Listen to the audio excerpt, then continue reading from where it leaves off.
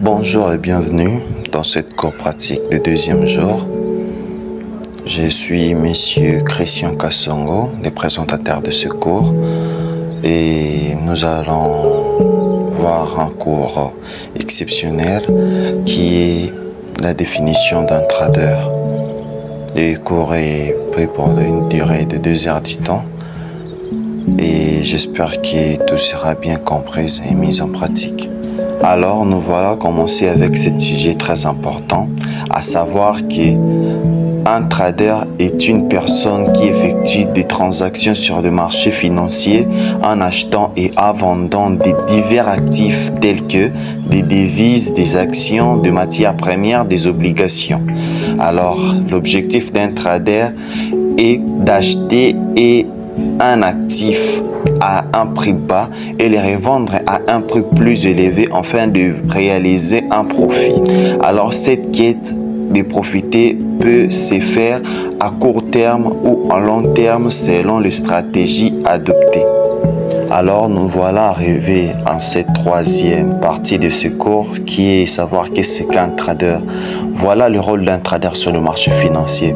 Un trader est un participant clé sur le marché financier qui contribue à la liquidité et à l'efficacité du marché. Alors, il influence le mouvement du marché grâce au père des décisions d'achat et de vente, ce qui peut avoir un impact significatif sur le prix d'un actif. Alors, la différence entre un gestionnaire de portefeuille et un trader, et le gestionnaire de portefeuille est un salarié d'un groupe financier, un travailleur pour des institutions comme des banques et des sociétés d'assurance avec un capital qui est défini de l'air alloué. Et voilà maintenant l'importance d'un trader. Un trader peut gérer des comptes d'investissement pour des clients ou investir pour son propre compte avec des différentes approches des risques. Alors, de nature spéculative des transactions et de rechercher toujours de bénéfices à court terme, souvent en prenant des positions rapides. Alors, la stratégie du trading est de vente à découvert. Donc, parier sur un baisse d'un prix d'un actif pour en tirer profit. Et voilà l'importance d'un effet de levier. L'effet de levier est utilisé de fonds d'emprunte pour augmenter l'exposition de la position de marché et de bien gérer sa fortune en position de gain. Et sachez qu'un lot plus élevé est un gain plus élevé et un risque plus élevé. Maintenant, passons à la quatrième partie qui est à comment vous introduire ce MetaTrader 5. L'importance de MetaTrader 5 et MetaTrader 4 est que MetaTrader 4 est une plateforme populaire, oui, mais idéale pour le trader débutant et les intermédiaires offrant des outils de base pour l'analyse technique. Mais le plus crucial, le MT5. MT5 est une version plus avancée avec des outils supplémentaires, un calendrier économique intégré et la possibilité de trader des actions. Alors, l'objectif de ce cours est d'apprendre à utiliser efficacement MT5 pour le trading en ligne en se familiarisant avec le fonctionnement de son interface. Maintenant, passons à la cinquième partie de ce cours qui est à savoir comment ouvrir un compte démonstration. Alors, je vais vous orienter à accéder à l'application MT5. Donc, là, c'est l'application et vous allez voir qu'il y aura un compte de moi qui sera pré-créé. Mais vous pouvez également ouvrir votre propre compte avec vos propres détails, votre adresse et tout consort. Alors, le deuxième étape est d'ouvrir son propre compte de mots. Accéder à gérer son compte, trouvez cette option dans le menu principal. Alors, cliquez sur le croix plus pour ajouter un nouveau compte.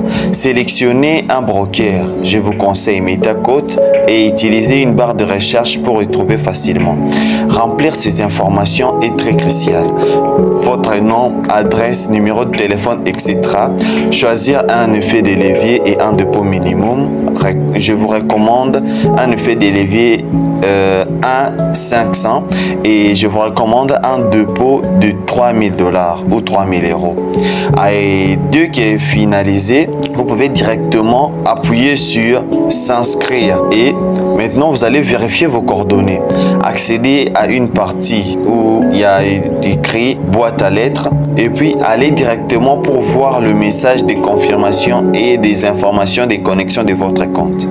Alors, sans plus tarder, allons-y directement à la 6e partie de ce cours. Comment se connecter? Alors, premièrement, avoir une connexion à votre compte. Donc, informations nécessaires, votre ID et le mot de passe fourni par le broker lors de la création de votre compte. Par exemple, je vous illustre un exemple d'un compte qui est créé du MetaQuote. Vous avez le login, vous avez le mot de passe, vous avez l'investisseur, mais ce n'est pas vraiment important. Alors, le deuxième étape est l'étape de connexion. Vous allez remplir les coordonnées dans l'application, donc accéder à l'option compte existant, choisir un serveur approprié, donc MetaQuote démo pour votre compte démo et valider maintenant votre connexion.